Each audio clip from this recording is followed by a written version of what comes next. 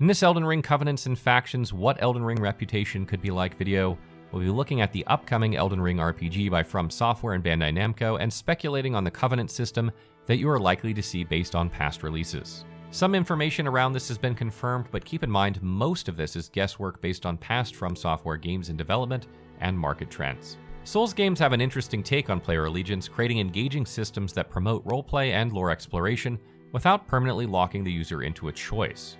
From Software has experimented with different takes on both character allegiance and reputation, and Elden Ring is poised to offer a new standard. In Demon's Souls, players experienced both a player-driven co-op reputation system in the form of ratings that happened after your summon session was over, and black and white character tendency that changed some world events and character interactions based on your actions. Dark Souls did away with the character tendency system but introduced covenants and allowed players to immerse themselves in role-playing after pledging their allegiance to a faction. You could change your mind about this, but would incur sin in the process and need to seek forgiveness for having betrayed your former allies. By Bloodborne and Dark Souls 3, the penalties for swapping vanished and the covenants became a simple item that you equip on a whim as a means to engage in specific combat or obtain a specific reward for completing tasks for the faction. What remains to be seen is just exactly which direction Elden Ring will lean. Will From Software stick with the changes they've made, or will they go back to their roots? If you ask me, it's about time for all this to be shaken up a bit, but first let's discuss the factions and allegiances you will surely see in Elden Ring. A PvE Protect Me from Invasions Covenant. Since in our previous video we assumed the multiplayer would be similar to the Souls franchise, we also expect to see a covenant similar to Way of White or Way of Blue, where your alliance helps you avoid invasions or summons a willing PvP co-op player to assist you. A PvE co-op covenant, Praise the Sun, Rinse, Repeat. Alright, there's more to it. Sometimes there's a leaderboard such as the League had in Bloodborne, but the main drive of these covenants is to encourage cooperative online play and reward assisting other players in their PvE and PvP encounters alike. A PvP Bloodlust covenant, the evil among us will surely get some shady character to encourage the murder of others via PvP, much as the Vile Bloods, Dark Wraith, and Brotherhood of Blood did in other titles. These covenants usually have a mortal enemy. A PvP Guardian covenant, the righteous PvP players who want to defend from the bloodthirsty and depraved, the Blue Sentinels and Executioners are examples of this pack. A PvP Defender covenant, members of this alliance usually defend the boundaries of a territory or hunt down those who have committed offenses against their leaders. These are usually the most numerous, with Forest Hunters, Bellkeepers, Blades of the Dark Moon, and Watchdogs of Faron and others as good examples of this possibility. A PvP Duelist covenant, aimed at those who want to have honorable Souls duels. These covenants offer a summon side so invaders are actually invited in. How polite.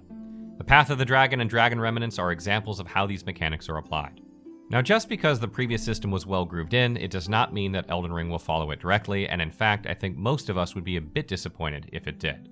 There are many ways to improve and enhance this system, and according to a discussion panel among Japanese developers a few months ago, they likely will.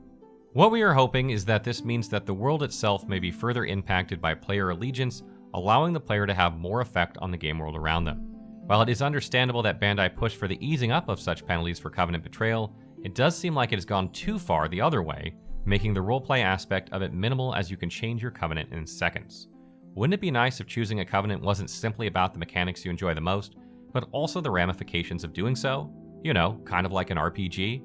There are many opportunities to further the impact of player choice, so first of all, given the rumors of multiple territorial battles engaging in a large conflict in the open world, faction battles? It would certainly be interesting to see From Software take the Elder Scrolls Online approach and create something akin to the Three Alliance War, where different races and territories are battling over a central section. This gives your character a main identity of your choosing, but still allows you to interact with third-party factions outside the main conflict, such as the Thieves Guild, Mages Guild, etc. This is actually a much deeper concept than it seems, and it would be very compelling if the enemies of a player were directly tied to the opposing faction. Imagine if playing one specific faction's point of view resulted in enemies you'd never face when playing from a different side. Replay value for days. Following down that line, it would improve the RPG feel of the game if they have choices that have permanent impact in your world state and main story progression. Perhaps your chosen faction determines the game's possible outcomes, narrowing 9 endings to the 3 available to your allegiance, and determining the fate of NPCs much like Dragon Age did. Would people really complain about having to play Elden Ring multiple times in order to see all outcomes, when a huge percentage of the players will anyway? Let's make this happen. Another aspect we want to see more of is character reputation. This can be implemented with other players, as we mentioned on the rating system of the multiplayer systems, but it could also add to your in-world activities. Let Covenant worship evolve beyond giving X items to unlock Y reward, and also create alternate permanent passive bonuses such as discounted materials, increased drop chances, unlocking secret dialogues, etc. Covenants could have much more detail than they did in past From Software titles, and it could really enhance the experience by making which to choose more meaningful. To tie it all up, all this could go back to the Demon's Souls approach of some specific equipment, where unique weapons and items boosted your damage and performance based on your character tendency and the actions therein. This brings the roleplay full circle to your character progression, gameplay, and builds. So what do you think? Overall, the faction and reputation systems have a lot of room to grow, and ideas from previous games could be polished to provide a whole new level of engagement and roleplay, making decisions significant and lore implications important. So now we want to know what you think. What will the Covenants of Elden Ring be like? Are you expecting something completely different from Dark Souls? Or similar but renamed like Bloodborne did? Did you expect to see the same Covenant system exactly? What are your most wanted changes to the factions, and what do you really want to keep the same? Let us know in the comments.